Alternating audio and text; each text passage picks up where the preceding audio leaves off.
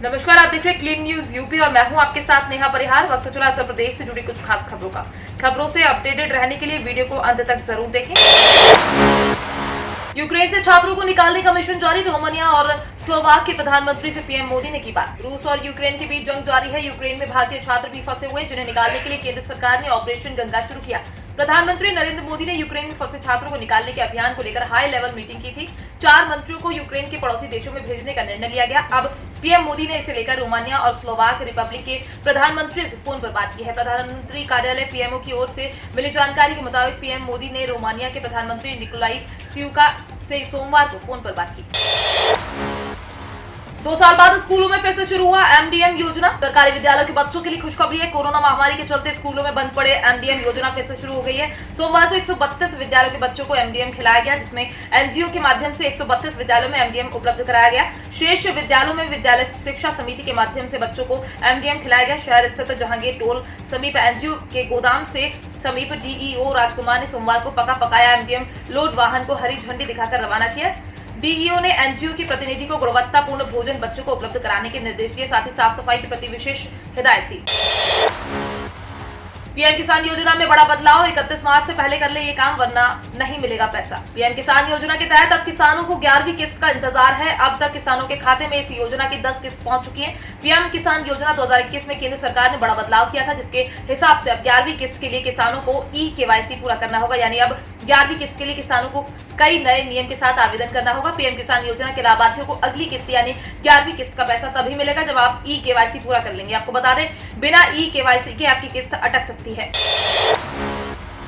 Ukraine रूस युद्ध की वजह से खाद्य तेलों के रेट में उबाल। चना, कांदा, मसूर के भाव में कमी। यूक्रेन और रूस के बीच युद्ध का असर अब खाद्य तेलों पर भी दिखना शुरू हो गया है। मलेशिया एक्सचेंज में मार्च अनुबंध वाले तेल के भाव 10-11% के रिकॉर्ड के तेजी के साथ बंद हुए। वहीं विदेशी बाजारों में तेजी के रुख के बीच दिल्ली बाजार में सोमवार को लगभग सभी तेल तिलहनों के भाव में सुधार दर्ज हुआ है, जबकि इंदौर के खाद्य तेल बाजार में सोमवार को सोयाबीन रिफाइंड के भाव में 30 रुपए प्रति 10 किलोग्राम की तेजी हुई। मूंगफली तेल 30 रुपए प्रति 10 किलोग्राम सस्ता बिका। सूत्रों ने बताया, यूक्रेन और रूस के बीच युद्ध का मलेशिया और इंडोनेशिया की तेल कंपनियों ने फायदा उठाते हुए खाद्य तेलों के दाम महंगे कर दिए हैं। सिलेंडर आज से 105 रुपए महंगाई। 1 मार्च से अब आपके शहर में बदल गया गैस का दाम। रूस यूक्रेन की जंग के बीच 1 मार्च को एलपीजी सिलेंडर के नए रेट जारी हो गए हैं। सिलेंडर के रेट में 105 रुपए का इजाफा हुआ है। ये इजाफा कमर्शियल सिलेंडर में किया गया है और बहुत हद तक संभव है कि 7 मार्च के बाद घरेलू एलपीजी सिलेंडर भी महंगा हो जाए, क्योंकि अभी उत्तर प्रदेश विधानसभा चुनाव के छठे चरण की वोटिंग 3 मार्च को, 7वें चरण का मतदान 7 मार्च को है। ऐसे में 7 मार्च के बाद आफत आ सकती है।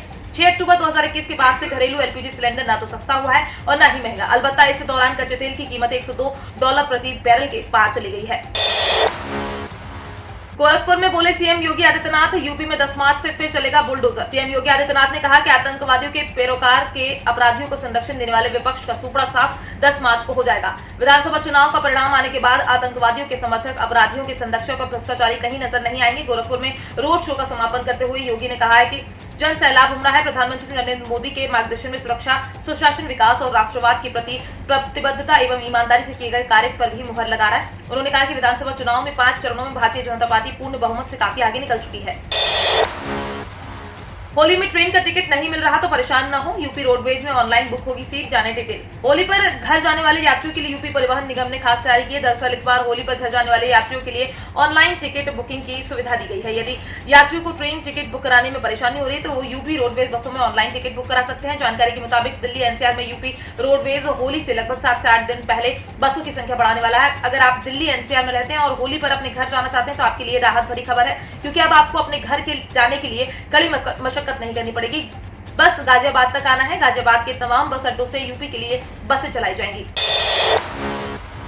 एलपीजी गैस की कीमतों में भारी बढ़ोतरी। कमर्शियल सिलेंडर 105 रुपए महंगा हुआ। रूस और यूक्रेन के बीच चल रहे युद्ध के बीच भारत पर इसका पहला बड़ा असर देखने को मिल रहा है। गैस सिलेंडर की कीमतों में भारी बढ़ोतरी दर्ज की गई है। 19 किलोग्राम की कमर्शियल एलपीजी सिलेंडर के दाम में 105 रुपए बढ़ोतरी की गई है। दिल्ली में कमर्शियल सिलेंडर के दाम में 105 रुपए तो कोलकाता में 108 रुपए प्रति सिलेंडर की बढ़ोतरी की गई, जबकि 5 किलोग्राम के कमर्शियल गैस सिलेंडर के दाम में 27 रुपए बढ़ोतरी की गई है। हालांकि अच्छी बात यह है, घरेलू गैस सिलेंडर के दाम में कोई बढ़ोतरी नहीं की गई। नई कीमत आज से ही लागू होंगी। इस बढ़ोतरी के साथ ही दिल्ली में 19 किलोग्राम की कमर्शियल गैस सिलेंडर की कीमत 2012 रुपए हो गई, जबकि 5 किलोग्राम की कमर्शियल सिलेंडर की कीमत 569 रुपए हो गई है।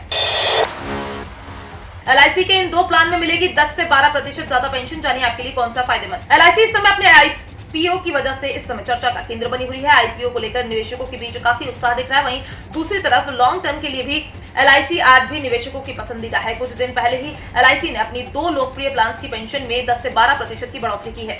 जानकारी के मुताबिक कंपनी की जीवन अक्षय प्लान एवं जीवन शांति की पेंशन में 1 फरवरी 2022 से ये बढ़त लागू होगी। एक तरफ जहां पर बैंक की ब्याज दरें निचले स्तर पर, वहीं एलआईसी ने अपने दोनों प्रोडक्ट में पेंशन की दरों में वृद्धि की है।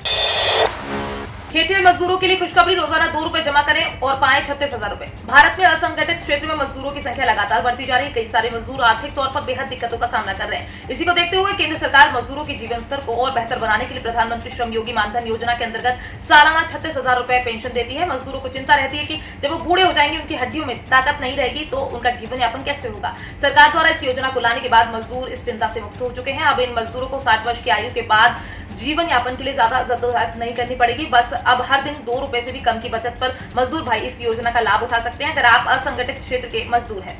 न्यूज आप कहां से देख रहे हैं, कमेंट में जरूर बताएं और वीडियो को लाइक भी करें।